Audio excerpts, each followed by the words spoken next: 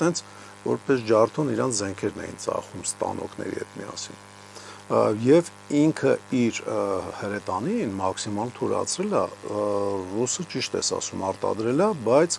պիտի նշենք, որ քիչ արտադրել։ Քանի որ արդեն խաղաղություն է, քանի որ խաղաղության դարաշրջանն է եկել, ընդհանրապես спецնազից բացվի ոչ մի զորք պետք չի արա,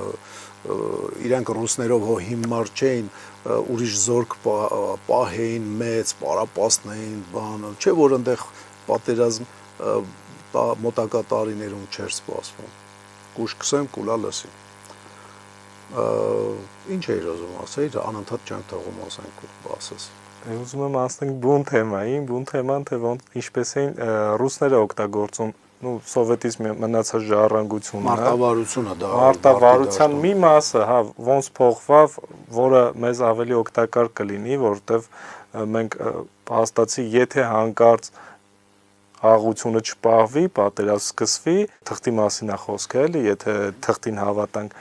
մենք հայտնվելու ենք Դավիթի դերում ու մեր դեմ Գոլիաֆն է լինելու, որովհետև հիմա ուժերի հարաբերակցությունը նման է շատ։ Դավիթ Գոլիաֆին, հա։ Ասենք, որ սկզբնական շրջանում սովետական բանով էին մեծ թվով հրետանի կուտակված էր տարբեր կետերում, այդպես էին աշխատում, այսինքն կրակի խտություն էին ապահովում, հիմա էլ չեն կարող տենց աշխատեն։ Դե լավա գոնե առաջի համաշխարհայինի ժամանակ կամ երկրորդի ժամանակ ընդունվող այդ կրակային պատը չէին անում, էլի ագնիվոյ վալ չէին անում։ Այդ մենակ խտացված, ասենք, կրակ է, բայց դա էլ հսկայական քանակ սնարյադներ էր տանում։ Կհիշես բանա Պրիգոժինի ռուսական բունտավշիկի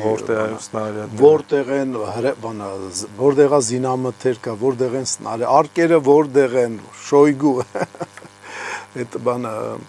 ծիծաղը առաջացնում, ասենք, որովհետև ինքը կոմեդիա չէր, ինքը իհարկե տրագիկ կոմեդիա էր, մեծ տրագեդիա կա, բայց դա փաստ էր, որ հսկայական քանակ